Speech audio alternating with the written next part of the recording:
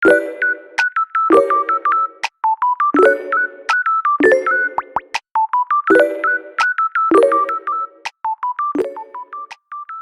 terima kasih atas kesempatannya dan waktu kepada Bapak dan Ibu guru sekalian untuk bersedia meluangkan waktu pada kesempatan kali ini. Jadi kita akan belajar bersama melalui komunitas belajar. Nah, komunitas belajar yang sudah terbentuk yaitu Sedantu Berbagi, bergerak bersama menginspirasi. Nah, pada kesempatan kali ini kami bertiga akan melakukan pengimbasan pembelajaran mendalam. Nah, pengimbasan yang pertama akan saya mulai, saya pandu langsung, kemudian nanti akan dilanjutkan oleh Ibu Iin dan Ibu Ana. Nah, pembelajaran mendalam. Minggu lalu, saya sebagai kepala sekolah di sini mendapatkan pelatihan untuk pembelajaran mendalam, memperdalam lagi pengetahuan yang sudah kita dapat melalui pelatihan tersebut. Nah, adapun agenda dari kegiatan berbagi kali ini nanti akan dimulai dari pembukaan, kemudian presentasi materi, dilanjutkan dengan tanya jawab dan evaluasi atau penutup. Nah, tujuannya dari kegiatan ini tujuannya yaitu untuk menyebarkan pemahaman dan berbagi pengalaman, khususnya mengenai pembelajaran mendalam. Baik, sebelum itu saya mau adakan ice breaking dulu supaya dimulai dengan suasana yang santai, supaya tidak tegang ya. Nah, di depan saya mempunyai sebuah gambar. Kira-kira apakah ada Bapak Ibu yang bersedia menjawab apa arti dari gambar itu? Ya, apa Ibu Iin? Imajinasi. Mungkin yang guru yang lain mendapatkan jawaban yang berbeda atau ada yang sama? Ini angka berapa? 5. Yang dicoret adalah L. Kemudian ini? Jin. Kemudian ini nasi. Kemudian kalau digabung menjadi imajinasi. Ya, untuk Bu Iin nanti silakan tidak menjawab lagi. Kita beri kesempatan untuk yang lain ya. Kemudian, nah ada gambar lagi. Ada yang bisa menjawab mungkin?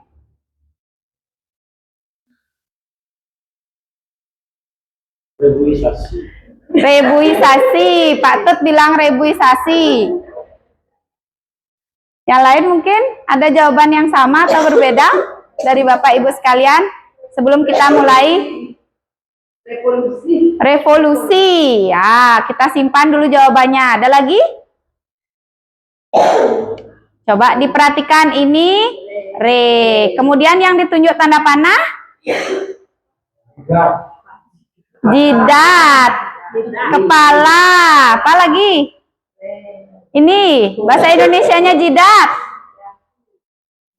Dahi. Ada lagi selain dahi? Kening. Ya, ini gendut. Kalau digabungkan menjadi? Iya, rekening gendut. Sudah ketemu nggih Bapak Ibu sami nggih? Nah, ada satu gambar lagi. Ada yang bisa menjawab mungkin?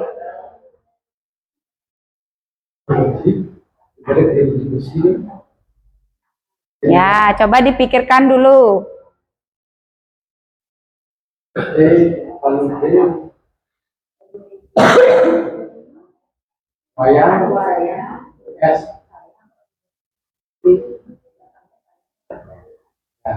Ada yang tahu mungkin? Sayang. Yang lebih lengkap itu baru satu, baru ini ketemu. P-nya?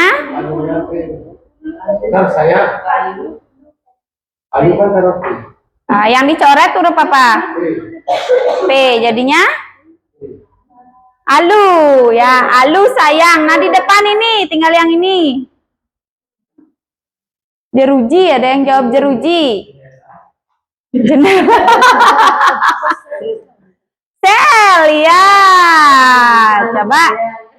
Ya, setelah digabung akan menjadi sebuah kata selalu sayang. Ya, cukup ice breakingnya, kita lanjut. Nah, perhatikan Bapak Ibu mungkin tidak asing dengan gambar tokoh di depan. Ini adalah tokoh ya Menteri Pendidikan kita ya, Bapak Profesor Abdul Muti. Nah, beliau berpendapat bahwa kalau orang yang berpikiran grow mindset itu artinya berpikiran bertumbuh, maka dia akan yakin bahwa hanya sedikit masalah itu, tetapi jalan keluarnya banyak. Nah, kalau orang yang memiliki pikiran bertumbuh, dia akan percaya bahwa masalah yang sedikit itu penyelesaiannya akan banyak sekali. Tapi kebalikannya, kalau orang yang berpikir tetap, iya, kalau ada masalah satu, udah menyerah, ya, tidak ada jalan keluar, putus asa, nggih. Maka dari itu, nggih, bagus sekali. Nah, maka dari itu jangan menyerah, jangan putus asa, dan yakinlah ada jalan keluarnya. Beliau berpendapat seperti itu, ya. Nah, lanjut ke konsep pola pikir bertumbuh. Grow mindset. Ini mungkin sering Bapak Ibu guru dengar karena mulai dari tahun ini sedang didengung-dengungkan pola pikir bertumbuh. Pola pikir bertumbuh. Pola pikir ini adalah segalanya. Jadi pola pikir itu adalah akar dari tindakan yang akan bermuara kepada hasil. Jadi bagaimana hasilnya nanti itu tergantung dari pola pikir kita yang akan diwujudkan dengan tindakan dan akan menghasilkan sesuatu. Ya, nah perhatikan di depan ini ada piramida. Nah, yang paling bawah itu adalah pola pikir. Jadi pola pikir ini dianggap sebagai fondasi. Fondasi kalau kita membangun rumah, apa yang harus dikuatkan? Fondasinya. Kalau misalnya fondasinya lemah atau remuk, apa yang terjadi? Roboh, ya. Begitu juga dengan grow mindset ini yang sangat mempengaruhi dari hasil dari tindakan kita. Jadi pola pikir ini sangat penting karena dia akan merupakan cara melihat dan cara berpikir seseorang. Nah, di samping itu ada juga keterampilan dan alat. Keterampilan dan alat ini melengkapi pola pikir nantinya, ya. Keterampilan bagaimana kita terampil membawakan sesuatu dan ditunjang dengan alat yang tersedia. Jadi kalau memang fondasinya sudah bagus, otomatis nanti hasil yang didapatkan akan maksimal. Kemudian, nah kita di sini juga sering kita temui bahwa pola pikir setiap orang itu berbeda-beda. Ada yang sama mungkin pola pikirnya? Tidak. Kenapa? Apa yang menyebabkan pola pikir kita itu berbeda-beda? Apa yang menyebabkan? Mengapa manusia berbeda-beda? Ah, itu tergantung dari pola pikirnya, ya. Jadi pola pikir itu sangat mempengaruhi kita, perbedaan kita satu sama lainnya, ya. Jadi pola pikir itu bisa disimpulkan sebagai kumpulan keyakinan yang akan menentukan cara seseorang melihat dan berpikir terhadap sebuah kejadian atau peristiwa. Mindset, kalau dalam bahasa Inggris, mindset, ini pola pikir. Nah, jenis-jenis pola pikir. Nah, di sana terlihat pola pikir yang hijau. Ini ada gambar apa di sini Bapak Ibu? Nah, ada gambar di pohon ya. Nah, kemudian yang merah ada gambar apa? Terkunci ya, kunci. Nah, ini yang merah dinyatakan sebagai fixed mindset atau bahasa Indonesianya pola pikir tetap. Pola pikir tetap itu apa? Keyakinan bahwa kecerdasan dan keterampilan bersifat tetap dan tidak bisa banyak diubah. Jadi kalau orang yang mempunyai pola pikir tetap, dia cenderung tidak mau berubah, tidak mau menerima perubahan, dan tidak mau mengikuti perubahan. Tapi sebaliknya, kalau orang memiliki growth mindset atau pola pikir bertumbuh, dia yakin bahwa kecerdasan dan keterampilan bisa dikembangkan lewat belajar dan berusaha. Ya, tidak ada yang tidak mungkin asal kita mau belajar, pasti kita bisa. Itu intinya, nggih. Jadi jenis-jenis pola pikir itu ada dua, growth mindset dan fixed mindset. Nah, ini lebih ke perbedaan antara keduanya. Yang sebelah atas ini pola pikir tetap, yang di bawah pola pikir bertumbuh. Nah, yang pertama kita bahas challenge. Challenge itu sama dengan tantangan. Jadi kalau orang yang memiliki pola pikir tetap, dia akan menganggap bahwa apabila ada tantangan, dia cenderung akan menghindar. Dia cenderung malas untuk menghadapi tantangan. Tetapi kalau orang yang pola pikirnya bertumbuh, dia akan menerima tantangan yang ada. Tantangan apapun yang diberikan, dia akan berusaha belajar. Ya, itu tantangan. Kemudian obstacle. Obstacle ini rintangan. Kalau orang yang memiliki pola pikir tetap menemui rintangan, belum apa-apa dia sudah menyerah. Dia sudah menyerah. Ah, saya enggak bisa. Ah, udahlah, biarin. Nah, itu menyerah. Kalau orang yang memiliki pola pikir tetap. Tetapi, kalau orang yang memiliki pola pikir bertumbuh, dia akan bertahan dengan rintangan itu. Hujan badai juga dia tetap bertahan. Ya. Kemudian selanjutnya effort. Effort itu upaya. Jadi segala upaya yang dilakukan oleh orang yang memiliki pola pikir tetap itu dianggap mubazir. Nah, untuk apa saya capek-capek? Toh akhirnya ini, toh akhirnya nggak jadi, toh akhirnya bukan saya. Nah, itu dia menganggap segala sesuatu yang dia lakukan itu mubazir, percuma.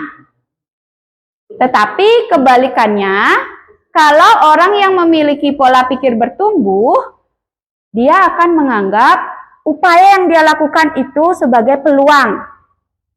Segala sesuatu yang dia lakukan peluang untuk bisa lebih maju lagi, bisa untuk lebih sukses lagi, untuk menggapai hal-hal yang baru ke depannya.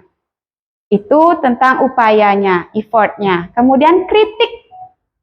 Nah, kalau misalnya Bapak Ibu dikritik, misalnya saya mengkritik Bapak Ibu, apa yang Bapak lakukan?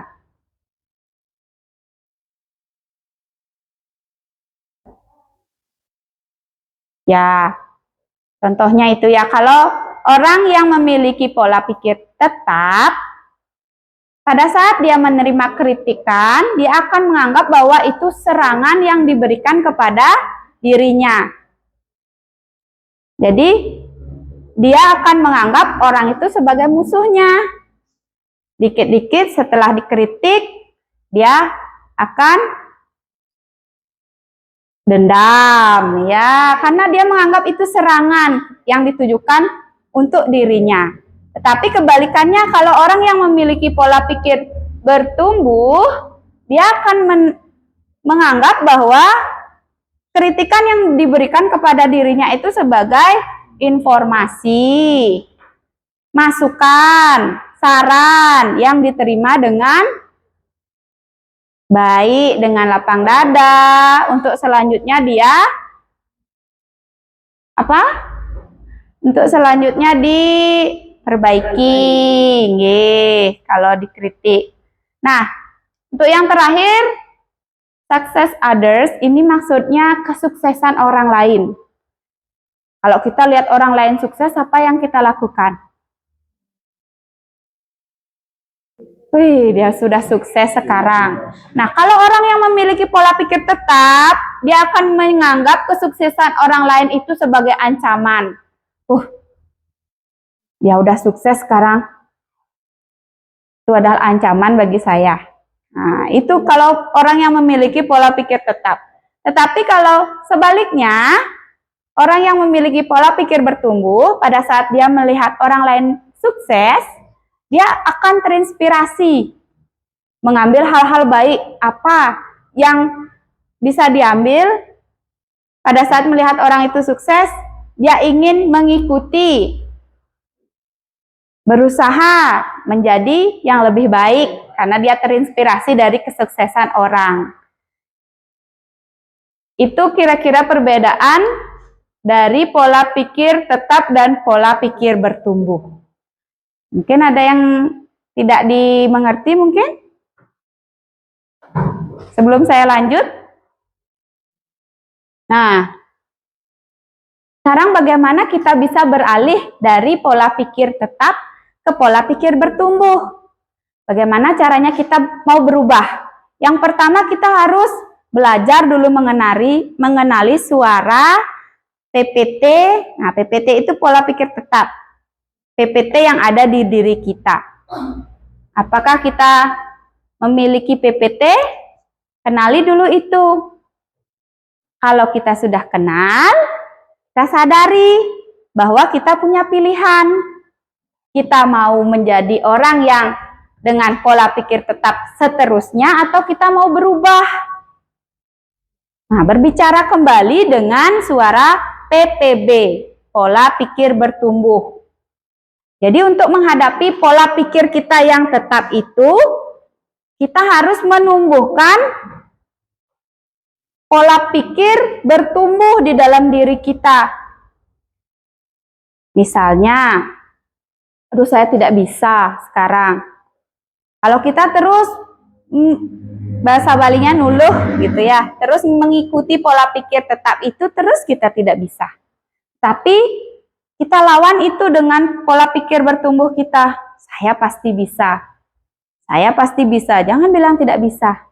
Saya pasti bisa. Ah, itu namanya berbicara kembali dengan pola pikir bertumbuh.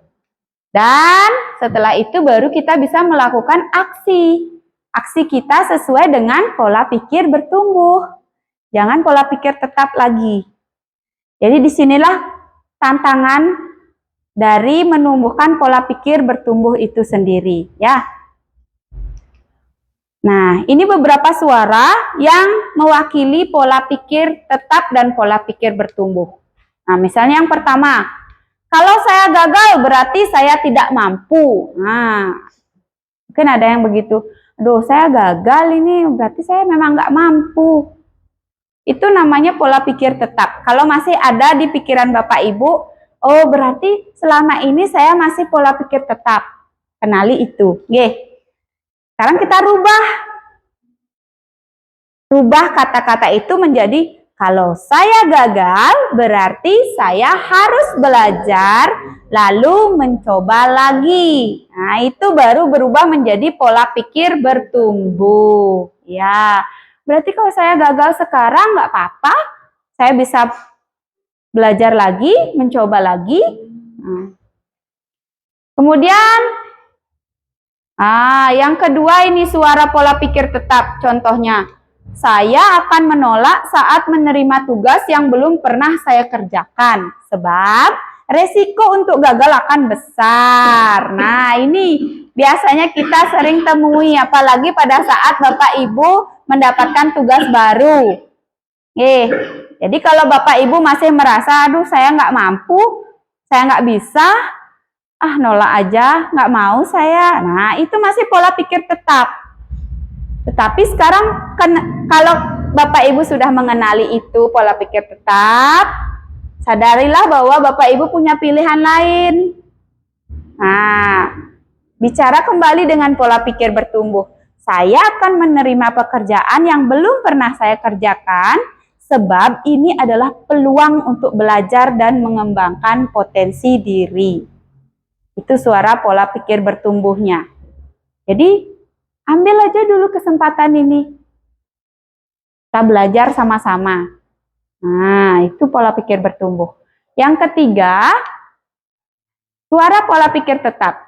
Kesalahan menunjukkan kelemahan saya, sehingga harus dihindari demi menjaga nama baik. Nah, saya nggak boleh salah nih. Kalau saya salah berarti nama baik saya akan tercoreng. Itu kalau orang yang memiliki pola pikir tetap. Tetapi ubahlah itu sekarang. Kesalahan adalah sebuah proses belajar dan peluang untuk meningkatkan potensi diri. Kita ubah dulu pola pikir kita sebelum kita mengubah orang lain. Jadi, nggak apa-apa saya salah. Walaupun saya salah, ini adalah proses saya belajar. Dengan kesalahan ini, saya akan menjadi peluang untuk meningkatkan potensi diri saya. Itu suara yang ketiga. Kemudian suara yang keempat, pola pikir tetap. Saya hanya bagus dalam bidang tertentu saja dan tidak untuk bidang lainnya. Jadi ini biasanya kalau kita misalnya memiliki bakat di satu bidang, kita cenderung untuk tidak mengembangkan bakat lainnya, walaupun terlihat tidak berbakat. Tapi sebenarnya ada bakat kita. Nah, kadang kita merasa kita tidak mau untuk mempelajari bidang yang lainnya. Sudah terlalu nyaman di zona ini, malas untuk mencoba yang lainnya. Nah, itu sekarang kita rubah menjadi saya bisa belajar apapun juga yang saya mau, termasuk hal-hal yang sangat sulit sekalipun. Itu perubahan dari suara pola pikir tetap ke pola pikir bertumbuh. Nah, yang terakhir ini suara pola pikir tetapnya, kecerdasan dan kemampuan adalah segalanya dan akan menjadi faktor yang menentukan sukses tidaknya. Jadi dia hanya memikirkan tentang kecerdasan dan kemampuan.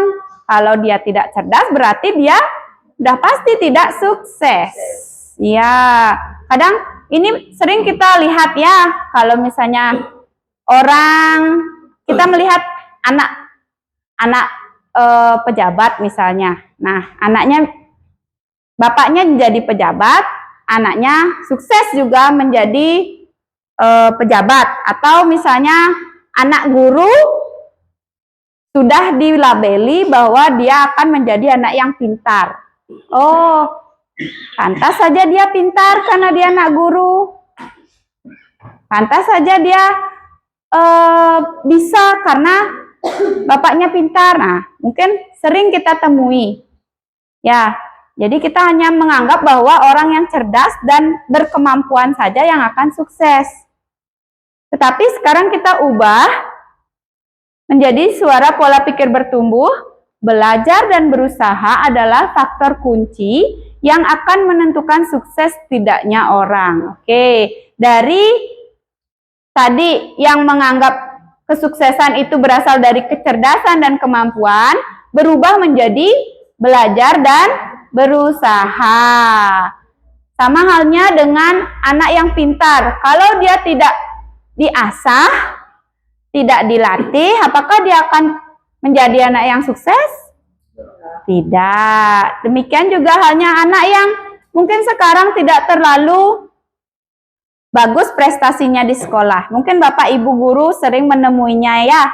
Anak yang tidak terlalu bagus prestasinya, tetapi setelah dia beranjak dewasa, dia menjadi anak yang sukses. Pernah nggak Bapak Ibu lihat seperti itu? Berarti itu yang mempengaruhi bukan lagi kecerdasan dan kemampuan, melainkan belajar dan berusaha. Ya, itulah pentingnya intervensi pola pikir. Jadi bagaimana tindakan atau strategi yang kita rancang untuk mengubah keyakinan itu dari pola pikir tetap ke pola pikir bertumbuh. Kita yang mengatur diri kita sendiri, kita yang mengubah mindset kita sendiri, itu namanya intervensi pola pikir. Nah, prosedur intervensi pola pikir. Nah, ini misalnya saya contohkan pada saat kita pembelajaran di sekolah. Pertama, pada saat kita melihat ada murid yang menyerah, ada murid yang mau menyerah ketika menemui tantangan dan kesulitan. Yang kita lakukan apa? Biarkan dia atau dorong dia? Ya, kita dorong dia untuk mencoba lagi.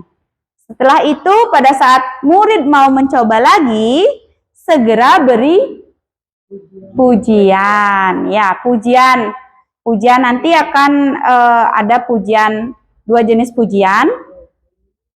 Setelah diberi pujian, kemudian tekankan bahwa prosesnya yang dilakukan itu karena dia sudah mau berusaha. Ya. Kemudian selanjutnya jelaskan kepada murid tersebut bahwa pola pikir tetap dan pola pikir bertumbuh dan perbedaan utamanya saat menghadapi tantangan dalam belajar. Jadi kita jelaskan pola pikir tetap dan pola pikir bertumbuh itu. Kemudian jelaskan kepada murid bahwa berbuat salah merupakan cara otak untuk belajar dan berkembang. Tidak apa-apa salah, Nak. Itu proses belajar. Ya, itu proses berkembang. Makanya kita tidak bisa menjudge murid pada saat dia melakukan kesalahan agar didorong untuk mencoba lagi. Oke. Nah, komunitas belajar yang kita lakukan hari ini, saya bangkitkan lagi untuk mengembangkan pola pikir bertumbuh kita, khususnya di sekolah, yang terdiri dari beberapa macam hubungan, yaitu hubungan guru dengan murid, guru dengan orang tua, maupun guru dengan kolega. Kolega yang dimaksud ini guru dengan guru, nggih, atau guru dengan atasan, kepala sekolah. Nah, yang pertama hubungan guru dengan murid. Nah, sering kita temui dalam pembelajaran bahwa kita sadar kita adalah orang yang digugu dan ditiru. Jadi murid itu mengetahui bahwa gurunya yakin kepada kemampuan muridnya dalam belajar. Kemudian murid menghormati dan menyukai gurunya. Nah, hubungannya antara guru dan murid lainnya yaitu murid mau meminta masukan dari gurunya. Murid sadar bahwa nilai akademik yang diperoleh tidak lebih penting daripada perkembangan diri mereka sendiri. Dan murid merasa aman dengan gurunya. Nah, ini hubungan guru dan murid yang diharapkan. Oke. Nah, tadi saya sudah menyinggung sedikit tentang pujian. Pujian itu ada 2, yaitu pujian pribadi dan pujian proses. Bu Rima cantik sekali. Nah, kalau seperti itu biasanya pujian pribadi atau pujian proses? Pujian pribadi. Ya, terima kasih ya Pak Tut sudah mengajar dengan baik. Iya, pujian proses. Jadi kita diharapkan untuk lebih ke pujian proses pada saat pembelajaran. Hasil memang penting, tetapi lebih penting proses. Jadi berikanlah pujian kepada siswa dalam prosesnya. Misalnya, apabila dalam pelajaran matematika, kalau kita ingin memuji dia, sebaiknya menggunakan kata, kamu butuh materi matematika yang menantang untuk otakmu. Atau kamu telah menggunakan strategi yang tepat untuk menjawab ini. Kamu patut diapresiasi untuk usahamu yang sangat baik. Kamu telah memperlihatkan hasil latihan lukisanmu selama ini, atau proses tentang kamu mampu memilih kata-kata yang sangat baik dalam tulisanmu. Jadi itu ditekankan pada proses yang dialami oleh siswa. Daripada kita memuji secara pribadi, misalnya, nak kamu pintar sekali, kamu anak yang baik, wah, kamu seniman yang luar biasa. Nah, itu termasuk pujian pribadi. Jadi, diharapkan Bapak dan Ibu ini lebih menekankan ke pujian proses. Nah, dari hasil yang diperoleh biasanya tidak selalu sukses. Tapi ada juga yang gagal. Nah, dari hasil yang gagal itu ada yang namanya kegagalan produktif. Jadi tidak semua kegagalan itu menunjukkan ketidakmampuan, tetapi bisa jadi dari sebuah kegagalan akan menimbulkan produktivitas yang lainnya. Nah, misalnya apabila murid diberikan kesempatan untuk mencoba dan berjuang dalam memecahkan masalah dan mencari solusi, mereka akan lebih mudah memahami dan bisa menerapkan informasi yang mereka dapatkan selama dalam perjuangan itu di kesempatan berikutnya, ya. Jadi pada saat menghadapi kegagalan, berikan dia kesempatan untuk mencoba lagi sampai dia menemukan solusi dan memahami informasi yang mereka dapatkan selama pembelajaran. Nah, ada lagi yang terakhir itu the power of yet. Mungkin ada yang pernah kata yet itu dalam bahasa Inggris artinya apa? Yet itu artinya belum, ya. Jadi kekuatan dari kata belum. Kalau misalnya kita selama ini bilang saya tidak bisa melakukan ini, itu kalau pola pikir tetap. Tapi kalau kita bisa mengubah itu menjadi pola pikir bertumbuh, ubah kata tidak menjadi kata belum. Saya belum bisa. Saya belum tahu. Saya belum berusaha. Saya belum bisa melakukannya dengan baik. Nah, the power of yet ini, kekuatan dari kata belum ini, dapat membuka peluang untuk mencoba lagi dan meraih sukses. Nah, ini prinsip utama dari pola pikir bertumbuh. Nah, dari penjelasan saya tadi mengenai pola pikir bertumbuh, mungkin Bapak dan Ibu ada yang masih belum mengerti. Sebelum saya lanjutkan ke pemateri yang lain. Sudah? Oke, langsung saja nggak Bapak Ibu. Untuk yang selanjutnya, saya menambahkan dari yang disampaikan Ibu.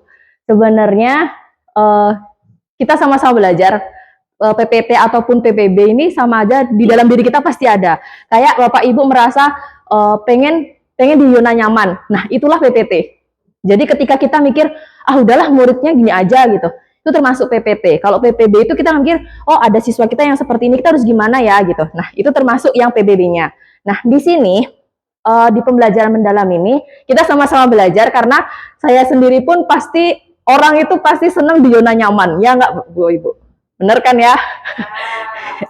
Pasti senang di zona nyaman, dan ketika kita ingin bertumbuh, ingin berkembang, pasti kita akan ada hal-hal yang harus kita hadapi, entah itu lingkungan kita ataupun di sekitar kita aja lah. Apa diri kita sendiri pun udah termasuk godaan untuk kita bisa bertumbuh gitu. Nah, di sini yang paling ditekankan di pelajaran mendalam adalah memuliakan.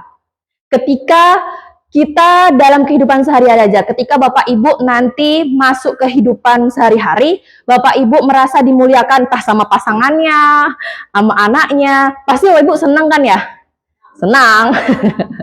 Pasti seneng banget. Nah, di sini di pembelajaran mendalam ini kenapa ditekankan untuk belajar yang memuliakan, di mana pembelajaran memuliakan ini terdapat berkesadaran, bermakna dan mengembirakan. Jadi, kenapa sih memuliakan bisa menimbulkan berkesadaran, bermakna dan mengembirakan?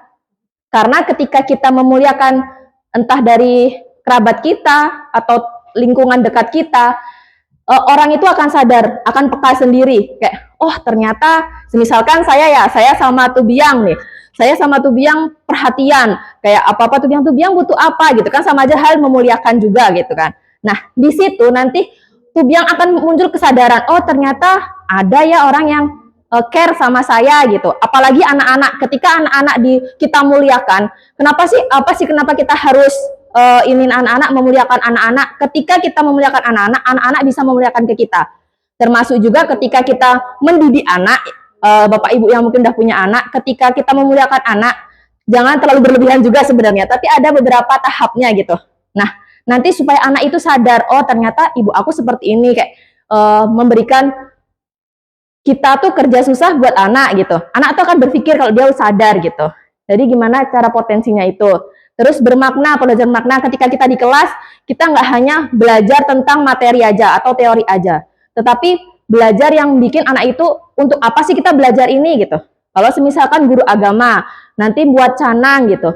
Kan cuma buat aja, buat apa sih Bu buat canang gitu. Padahal kan bisa dibuat setiap harinya mereka beribadah. Nah, bisa ditekankan di situ. Nah, untuk yang mengembirakan, biasanya kan kita mengajar di kelas, kita tidak memikirkan siswa itu dalam pembelajaran di kelas pasti macam-macam dalam kondisinya gitu. Ketika kita cuma belajar mikirin kondisi, apalagi kondisi kita sendiri, kadang kita mikir lagi berantem nih sama suaminya, atau lagi anaknya lagi sakit gitu kan. Biasanya kan kita kepikiran sendiri gitu. Nah, ketika kita nggak bisa memberikan pembelajaran mengembirakan untuk anak didik kita ataupun lingkungan sekitar kita, kadang kalau misalkan yang perempuan nih kadang bisa mau haid, pasti dia udah pasang muka judes dulu, entah ke partner ininya, dikiranya nanti marahan, tapi ternyata enggak, karena kita itu lagi mau haid, jadi kita merasa kayak ada yang kurang dari diri kita gitu. Nah, kita juga harus sadar kalau misalkan kita lagi di lingkungan itu, kita harus posisikan kayak kita menghela nafas dulu, kayak lagi mau masuk ruang guru nih, masa iya kelihatan gitu gerupah-gerupuhnya, kelihatan kita mukanya. Biasanya kalau Mbak Seri datang nih, ada orang datang gitu, nanti dibilang, kenapa mukamu besengu? Bilang apa Mbak? Ya intinya cemberut gitu. Nah, itu ada suatu hal yang, oh ternyata teman saya sadar kalau misalkan saya seperti ini, gimana sih cara kita buat mengatasi itu gitu. Terus di dalam memuliakan ini ada empat hal yang harus kita olah. Yang pertama, olah pikir, hati, rasa, dan raga. Jadi ketika Bapak Ibu mengajar di kelas ataupun dimanapun, pasti Bapak Ibu harus mengolah empat pemikiran. Ketika pemikiran anak, ketika mau belajar sesuatu hal gitu, di kelas mau belajar IPA atau mau belajar matematika, jangan sampai anak itu nanti kepikiran mau belajar menggambar ataupun yang lainnya. Terus olah hati anak, gimana sih rasa anak itu biar senang saat belajar. Terus olah rasa sama perasaannya. Terus olahraga itu ketika anak itu ditanya ketika di sekolah, dia rasanya gimana, badannya ada yang sakit apa enggak. Termasuk ada ketika ada anak yang sakit bilang ke kita gitu, kita termasuk mengolah raga mereka, kira-kira sakit nggak ya kalau misalkan seperti itu. Nah, penanganannya gimana. Nah, itu yang perlu kita olah dalam mendidik anak-anak. Selanjutnya ada mewujudkan 8 profil kelulusan.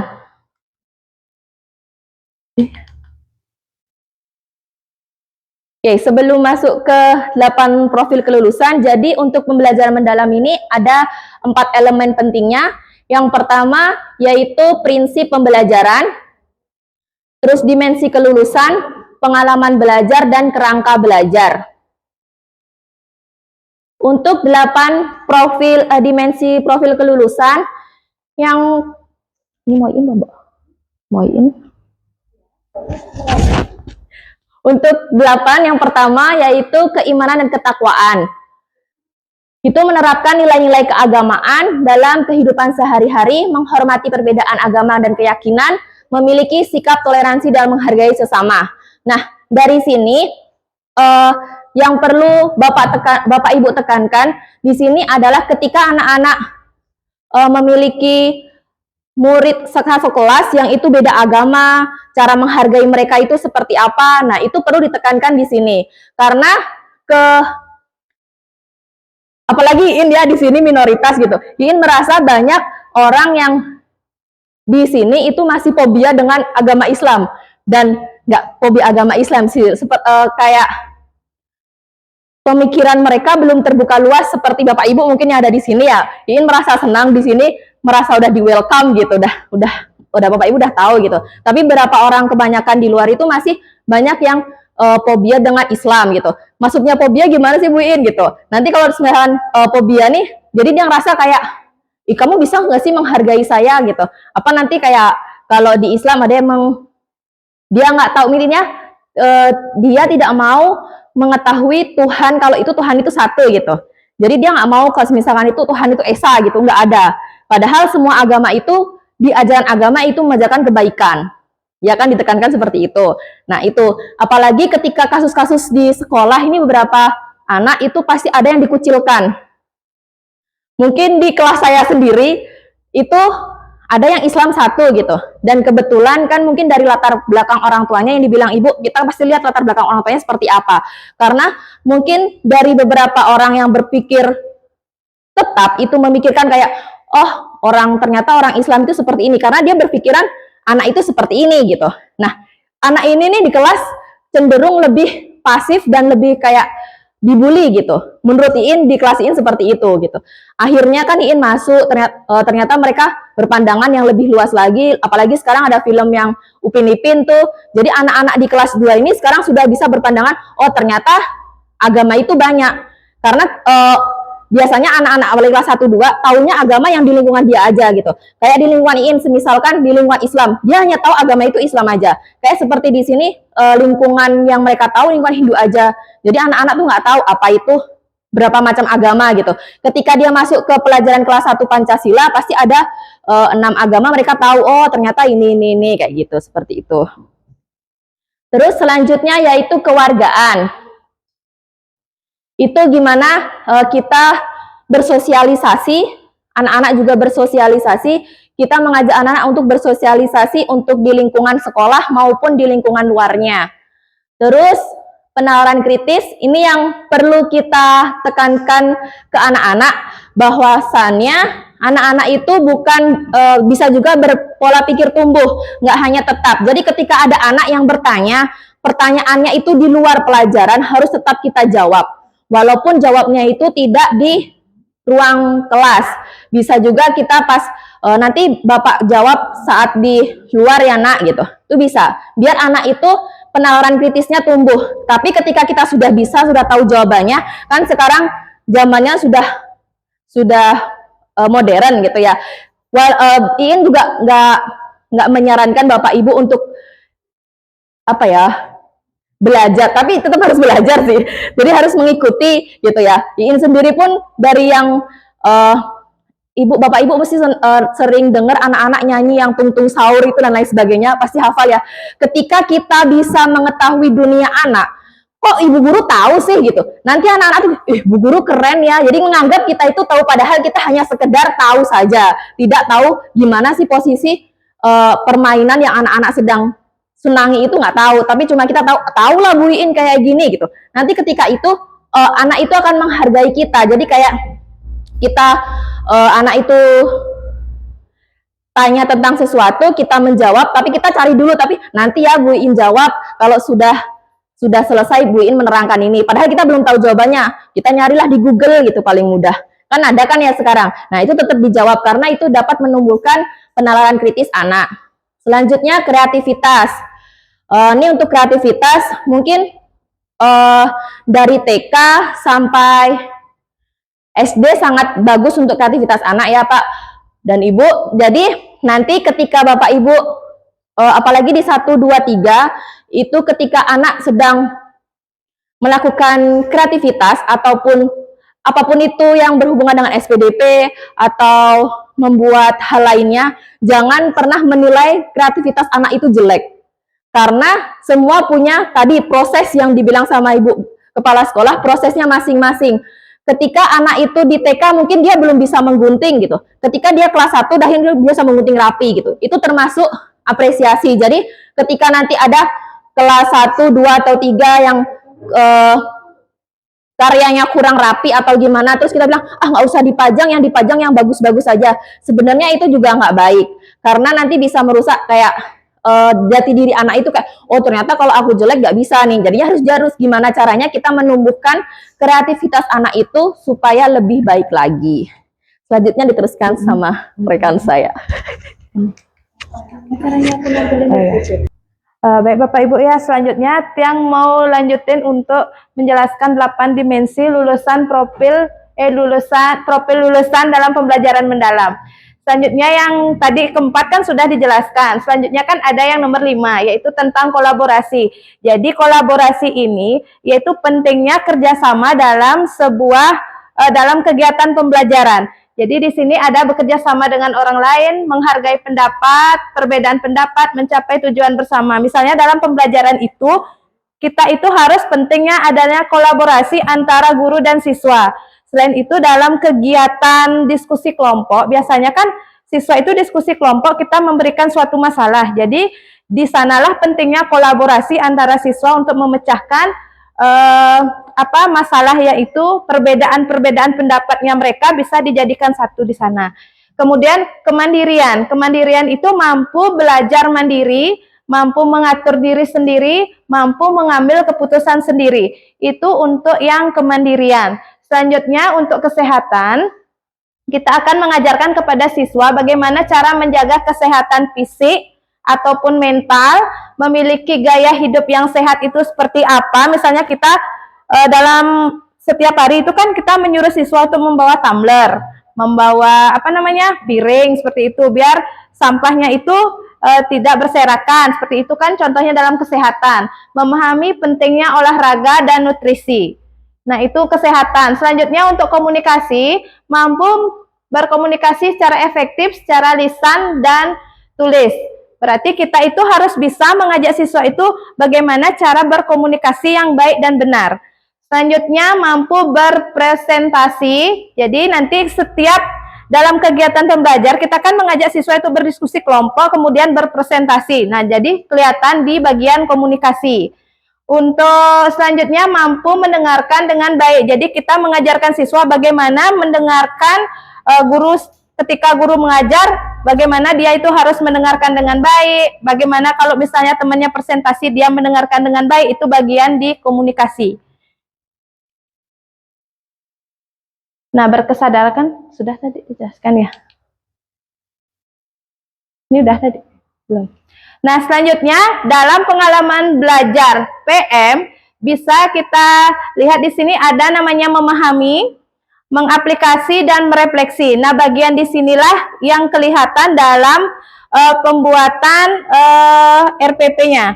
Nah, dalam memahami yaitu proses di mana murid membangun pemahaman konsep baru secara mendalam, menghubungkan dengan pengetahuan yang sudah ada dan melihat dari berbagai perspektif. Jadi kita mengajarkan siswa untuk memahami. Terus kalau gurunya nanti bisa mengaitkan pembelajaran dari yang pembelajaran sebelumnya, kita kaitkan dengan pembelajaran yang akan kita ajarkan. Di sana di kegiatan memahami. Kemudian dalam mengaplikasi, proses di mana murid menggunakan pengetahuan dan keterampilan yang murid pelajari dan mengerjakan tugas. Nah, di bagian mengaplikasi inilah yang kelihatan dalam RPP. Ini di bagian inti. Jadi, bagaimana mengaplikasikan kegiatan itu. Misalnya, mengajak siswa kegiatannya itu keluar kelas gitu misalnya. Nah, di sanalah kelihatan. Oh, nih siswanya berproses di sebelah sini. Kemudian dia mengerjakan tugasnya sebelah sini. Disinilah kelihatan untuk mengaplikasi kegiatan apa saja yang ada. Kelihatan di sini, di bagian mengaplikasi. Selanjutnya merefleksi. Merefleksi itu proses di mana murid dan juga guru melakukan perenungan, peninjauan kembali. serta evaluasi terhadap pengalaman belajar yang telah dilalui untuk menemukan makna pemahaman baru dan perbaikan ke depan. Jadi setelah kita mengajar, kita kan biasanya melakukan refleksi, mengajak siswa, apa sih materi apa sih tadi yang sudah kita pelajari, apa saja gitu-gitu. Itu kan di merefleksi, kita dan siswa diajak untuk merefleksi, itu bagian refleksinya. Nah, dalam kerangka pembelajaran mendalam itu ada 4. Ini yang akan dimasukkan dalam RPP. Yang pertama itu praktek pedagogis. Apa saja praktek pedagogis di sini? Yaitu upaya guru untuk menyusun perencanaan, melaksanakan dan melakukan asesmen, memilih pendekatan, strategi, model, metode, dan media pembelajaran. Jadi metode apa yang akan kita gunakan, strategi apa yang kita gunakan, media apa yang akan digunakan dalam pembelajaran itu termasuk ke praktek pedagogis. Selanjutnya untuk kemitraan pembelajaran ini siapa saja yang akan terlibat dalam pembelajaran itu. Misalnya kalau di rumah dia disiapkan pembelajarannya kan bawa alat peraga gitu dari rumah. Siapin ini gabus apa?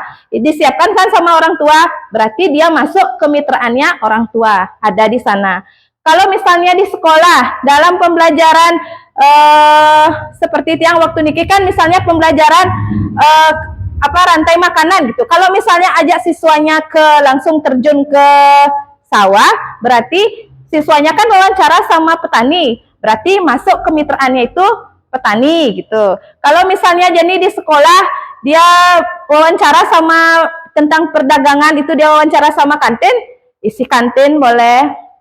Kalau tentang kebersihan sama petugas sekolah bisa tanya langsung petugas sekolah gitu. Itu kemitraannya, siapa saja yang ada dalam pembelajaran itu. Sudah sampai di sana, paham ya? Selanjutnya lingkungan pembelajaran. Jadi lingkungan pembelajaran di mana saja kegiatan itu akan berlangsung. Misalnya kalau misalnya ada ke halaman, berarti di halaman sekolah lingkungan pembelajarannya. Di kelas di halaman sekolah, atau misalnya kalau ada acaranya wawancara keluar, berarti masukin aja di sawah gitu. Itu lingkungan pembelajarannya yang akan digunakan. Terus pemanfaatan digital. Pemanfaatan digital itu bisa menggunakan metode media pembelajaran apa saja. Bisa dalam bentuk PowerPoint atau video pembelajaran gitu. Itu yang menggunakan digital. Itu pemanfaatan digital. Sudah sampai di sana Bapak Ibu? Nah, selanjutnya di sini ada empat olah ya. Ada olah pikir, ada olah hati, ada olah rasa, sama olahraga. Nah, kalau olah pikir yaitu olah pikir adalah proses pendidikan yang berfokus kepada pengasahan akal budi dan kemampuan kognitif seperti kemampuan memahami, menganalisis, dan memecahkan masalah. Itu ke olah pikir. Bagian memecahkan masalah. Kalau olah hati itu proses menyelidiki kepekaan batin, karakter, menanamkan nilai moral dan spiritual, kejujuran, seperti membantu teman misalnya, atau gigih dalam menghadapi kesulitan, kepedulian sosial, membantu itu ke olah hati. Kalau olah rasa, dia mendidik kepekaan estetika, empati, dan menghargai keindahan. Berfokus pada bagaimana murid merasakan dan merespon dunia di sekitar mereka. Itu olah rasa. Sekarang kalau olahraga, yaitu bagian dari pendidikan yang bertujuan untuk menjaga meningkatkan kesehatan fisik. Jadi dalam kegiatan olahraga ini, dalam kegiatan pembelajaran di kelas itu kan penting juga olahraga. Olahraga itu tidak harus tentang hal fisik. Misalnya menanyakan siswanya sudah sarapan apa belum, seperti itu. Itu kan menjaga kesehatan. Sebelum makan ingat anak-anak cuci tangan, seperti itu. Terus setiap pagi sebelum memulai pelajaran kan ada senam, seperti itu kan. Kemudian bisa diselipkan ice breaking dengan gerakan-gerakan kecil, itu sudah termasuk ke olahraga. Nah, apa sih manfaat pembelajaran mendalam? Nah, di sini ada manfaatnya. Ada pengembangan keterampilan esensial, yaitu mendorong berpikir kritis, kreatif, dan kolaboratif untuk masa depan. Selanjutnya, peningkatan keterlibatan murid, yaitu pembelajaran yang bermakna dan mengembirakan, meningkatkan motivasi. Selanjutnya, pemahaman konsep mendalam, yaitu fokus pada pemahaman esensi, bukan sekedar hafalan saja, hafalan fakta. Nah, sudah sekian untuk gini presentasinya, tapi yang mau tampilkan sebentar RPP-nya. Nah, Tiang kan punya RPP. RPP-nya ini tentang rantai makanan. Jadi yang pertama kita buatkan yaitu identitasnya dulu nge. Yang pertama itu ada identitasnya, siapa yang menyusun, sekolahnya di mana, mata pelajaran apa, fase kelasnya apa, materi pembelajaran apa, alokasinya, alokasi waktu yang akan kita tentukan dalam RPP-nya ini. Kemudian ada identifikasi. Identifikasi itu ada identifikasi murid. Jadi di sini bagaimana kelihatan mengenal konsep, kalau saya kan pelajarannya tentang ekosistem. Jadi di sini identifikasinya bagaimana mengenal konsep ekosistem, biotik dan abiotik. Nah, itu. Selanjutnya ada materi pembelajaran. Jadi materi pembelajarannya tidak usah semua diselipkan di RPP. Jadi bisa nanti di modul. Bisa nanti diselipkan dalam bentuk link. Jadi selipin dikit aja. Iya. Jadi selipin sedikit aja di sana biar kelihatan dulu materinya. Nanti untuk materi selanjutnya bisa diselipkan dalam bentuk link. Terus untuk dimensi lulusan. Nah, dimensi lulusan ini kan ada tadi 8 ya. Jadi yang mana saja bisa masuk ke dalam RPP itu. Misalnya kita kan mengajak muridnya sembahyang. Itu termasuk keimanan dan ketakwaan. Nah, masuk dia ke sana. Terus mengajak siswa diskusi, itu masuk ke kolaborasi. Terus mengajak siswa presentasi, itu masuk ke komunikasi. Terus menjawab soal-soal, itu masuk ke berpikir kritis. Jadi bisa dikait-kaitkan di sana di antara ke-8 itu. Tidak harus semuanya, yang mana saja yang bisa masuk ke sana gitu. Terus untuk desain pembelajaran kan ada CP. CP-nya Niki harus dibuat semua, jangan dipotong. Kalau misalnya CP-nya panjang, masukin aja semua, tidak boleh katanya CP-nya itu dipotong. Ya, itu CP-nya harus semua dimasukkan. Kemudian untuk lintas ilmunya itu pelajaran apa saja yang bisa masuk menyangkut ke pembelajaran yang gini kita ajarkan. Misalnya kalau Tiang kan waktu Niki rantai makanan, jadi dia itu masuk ke bahasa Indonesia, jadi dia kan bisa berpresentasi gitu, dia masuk ke bahasa Indonesia. Kalau seni rupa, waktu Niki Tiang membuat seperti diorama seni rupa, kayak seni rupa jadinya ya, membuat kerajinan tangan, itu diorama, jadi masuk ke seni rupa. Kalau pendidikan Pancasilanya, yaitu musyawarah dia dalam kegiatan itu ke Pancasila. Terus tujuan pembelajaran nanti masukkan di sana di bawahnya. Terus topik pembelajarannya apa yang akan kita bahas? Yang bahas rantai makanan, mungkin kelas-kelas yang lain kan ada pelajaran materinya, itu masukkan ke topik.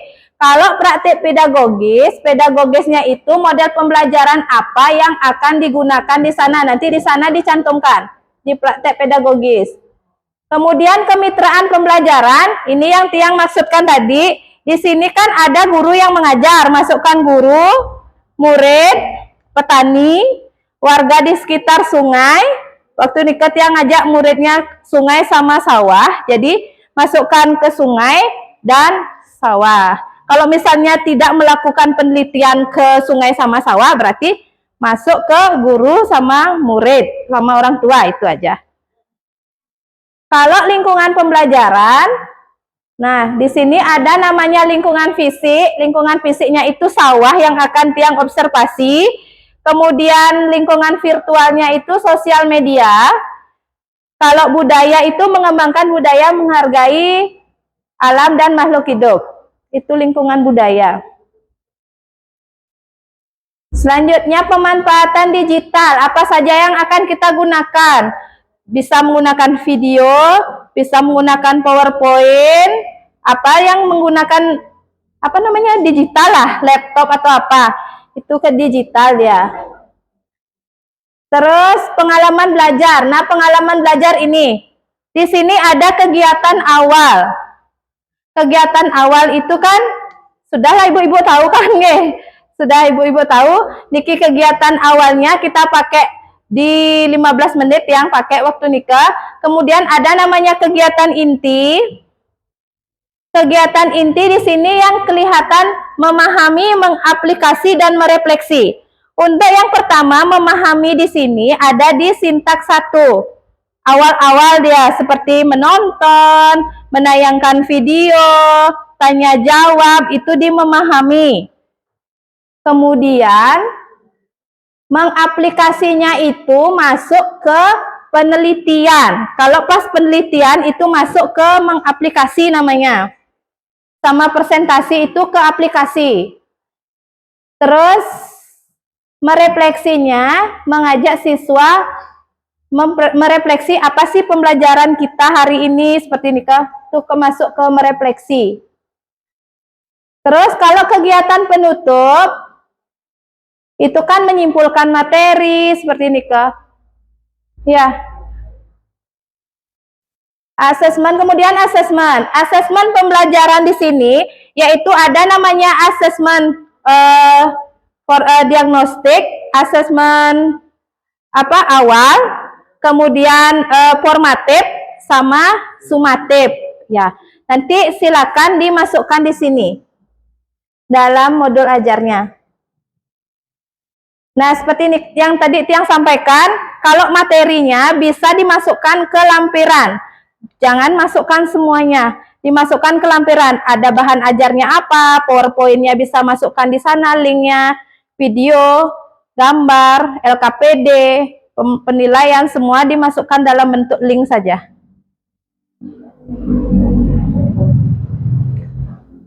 Nah, ini glosariumnya. Ada glosarium sama daftar pustaka. Segitu saja. Mungkin segitu saja presentasinya. Mungkin Bapak Ibu ada yang didiskusikan. Baik, terima kasih Bu Ana dan Ibu Iin. Tadi sudah dipaparkan secara rinci, termasuk contoh modul pembelajaran mendalam. Mungkin ada Bapak Ibu yang kurang dimengerti. Boleh ditanyakan sekarang, untuk proses membuatnya nanti kita sambil jalan. Oke. Ada yang mau ditanyakan mungkin Bapak Ibu? Ya, sambil jalan nanti. Nanti dalam aplikasinya di kegiatan di kelas, nanti setiap guru wajib membuat rencana pembelajaran mendalam. Dirancang dulu, kemudian nanti kita akan diskusi lebih lanjut sebelum saya adakan observasi ke kelas Bapak Ibu masing-masing.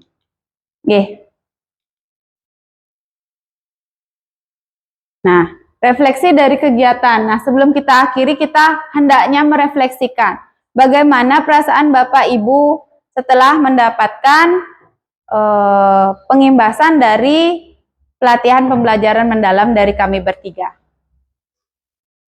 Mungkin ada yang mau menjelaskan perasaannya?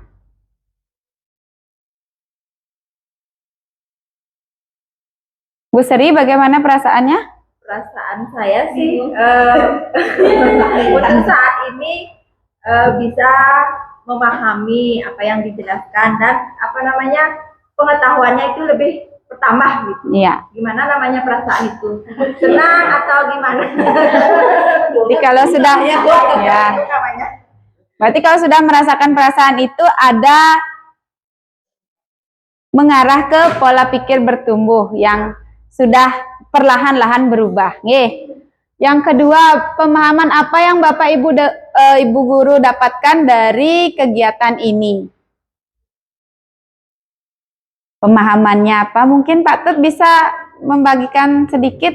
Kalau menurut saya sendiri kan sudah ada pola pikir itu, ada pola pikir, makanya sudah jelas ini yang tepat, dan juga urutan FPP-nya lebih jelas. Baik. Ngetiknya nggak bisa. Nanti kita sambil jalan, kita berkolaborasi. Nah, disinilah diperlukan kemitraan, kemitraan kolaborasi. Berarti setelah Pak Tut mendengarkan tadi tentang pola pikir tetap dan pola pikir bertumbuh, kira-kira Pak Tut mau ke arah yang mana? Yang tumbuh. Sudah. Berarti kalau sudah ada kemauan seperti itu, bagus, ada kemauan untuk belajar. Nah, baik, saya simpulkan saja dari kegiatan hari ini, pembelajaran mendalam itu intinya berada pada kerangka kerja 8334, 8 dimensi profil lulusan, 3 prinsip pembelajaran, 3 pengalaman belajar, dan 4 apa yang terakhir? 4 kerangka pembelajaran. Diharapkan nanti dengan pembelajaran mendalam ini siswa tidak lagi schooling without learning. Dalam artian siswa tidak lagi ke sekolah tetapi tidak membawa apa-apa setelah sampai di rumah. Tadi belajar apa? Nggak tahu.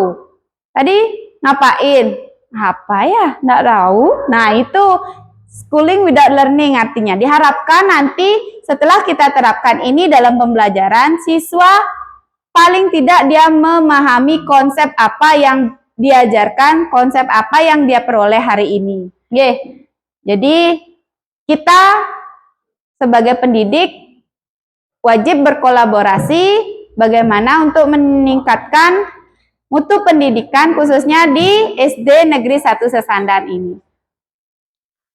Baik, terima kasih. Saya tutup dengan para mesanti. Om Santi, Santi, Santi, Om.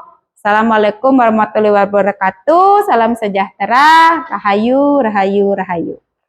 Terima kasih.